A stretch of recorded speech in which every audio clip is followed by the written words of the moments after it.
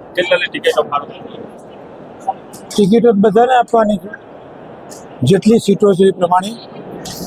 આજે અમારા 80% ઉમેદવારો રાધનપુર, સાતલપુર અને સમી અને પાટણ જિલ્લાના ફોર્મો ભરશે. બાકી રહેશે બધા કાલ સવારે ભરશે. કોંગ્રેસ પાર્ટી એકજૂટ થઈને, ગુજરાતમાં ઘણા વર્ષોથી ભાજપની સરકાર છે. સ્થાનિક સ્વરાજની ચૂંટણીઓ બધી એ લોકો જીત્યા, વિધાનસભાની ચૂંટણીઓ જીત્યા અને લોકસભાની જીત્યા.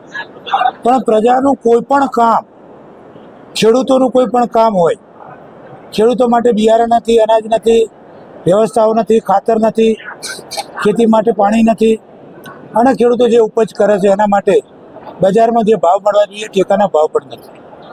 વિદ્યાર્થીઓ જે ભણે છે એમના માટે એજ્યુકેશન નથી. સાથે સાથે પ્રાથમિક જરૂરિયાતની જે વસ્તુઓ લોકોને, પીવાનું પાણી, સારું ભણતર, સારી વ્યવસ્થાઓ, આરોગ્યની સારી સુવિધાઓ અને અંદરના જે ગામડાના નાના રોડો, આ બધું જુઓ તો સરકારે કશું જ કામ કર્યું નથી. ત્યારે આ સ્થાનિક સ્વરાજ્યની ચૂંટણીમાં 100% પ્રજા કોંગ્રેસને આશીર્વાદ આપશે અને મને પૂરેપૂરો વિશ્વાસ. કેટલી જિલ્લા પંચાયત, તાલુકા પંચાયત? અમે પાટણ જિલ્લા પંચાયત 100% કોંગ્રેસની બને છે અને અમારી 3 તાલુકા પંચાયત 100% અમારી કોંગ્રેસની. સમી હોય, રાધનપુર હોય કે સાતલપુર હોય, 3 તાલુકા પંચાયત અમારી અમે જીતીએ છીએ. 10 અમારી જિલ્લા પંચાયતમાંથી 8 જિલ્લા પંચાયતો પણ કોંગ્રેસ જીતશે. પ્રજા અમને આશીર્વાદ આપશે અને પૂરેપૂરો મને અમારી રાધનપુર વિધાનસભાના મત વિસ્તારના નાગરિકો ઉપર વિશ્વાસ. કયા મુદ્દાઓથી વોટ માંગશે? આ ચૂંટણી સ્થાનિક લેવલની ચૂંટણી છે. એમાં સૌથી મોટો પ્રશ્ન હોય તો ખાતરનો, ખેડૂતોનો પ્રશ્ન. પ્રાથમિક સુવિધાઓમાં ગણીએ તો એજ્યુકેશનના નામે મેંડું થતું જાય છે.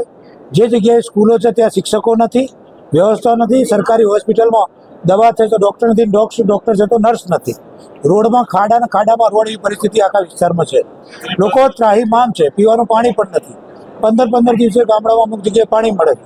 નર્મદા કેનાલના પાણી હજુ લોકોના ખેતરો સુધી પહોંચ્યા નથી. મેઇન કેનાલ, સબ કેનાલ અને ઢાળિયા થાય તો લોકોના ખેતર સુધી પાણી પહોંચે. આજે એ વ્યવસ્થાઓ સરકાર પૂરી કરી શકી નથી. દર ચૂંટણીમાં ફક્ત વાતો કરે, વાયદા કરે અને ફક્ત લોકો જોડે છેતરામણી કરી છે. ગુજરાતની પ્રજા આ વખતે એમનાથી કંટાળી છે, એનો અહેસાસ આવતી ચૂંટણીમાં 100% દેખાશે. આમ આદમી પાર્ટી કોંગ્રેસને ફાયદો કરશે? આમ આદમી પાર્ટીની કંઈ ગણવાની જ નથી, અમને કંઈ ગણતા પણ નથી. આમ આદમી પાર્ટીનું કોઈ અસ્તિત્વ છે જ નહીં. ઉત્તર ગુજરાતમાં તો બિલકુલ નથી. અમારા આમ આદમી જોડે કોઈ લેવા દેવા નથી. અમારી સીધી બીજેપી સાથે છે. આમ આદમી પાર્ટીના જે લોકો મત આપવાના એ મત આમ આદમી પાર્ટીવાળા જીતવાના નથી, એટલે એ મત બગડવાનો છે. પ્રજા આવું સમજે છે. ગુજરાતમાં આટલા વર્ષોમાં પણ કોઈ પણ પ્રાદેશિક પાર્ટી ચાલી નથી. કોંગ્રેસ અને ભાજપ વચ્ચે સીધી ટક્કર રહેવાની છે. સ્ટાર પ્રચારકોની ટીમ 100% અમારા બી સ્ટાર પ્રચારકો આવશે, એમના પણ સ્ટાર પ્રચારકો આવશે. પ્રચારકોથી કશું નથી. પ્રજા જેનો પ્રચાર કરે, પ્રજા જેને જીતાડે એ જ જીતતો હોય છે.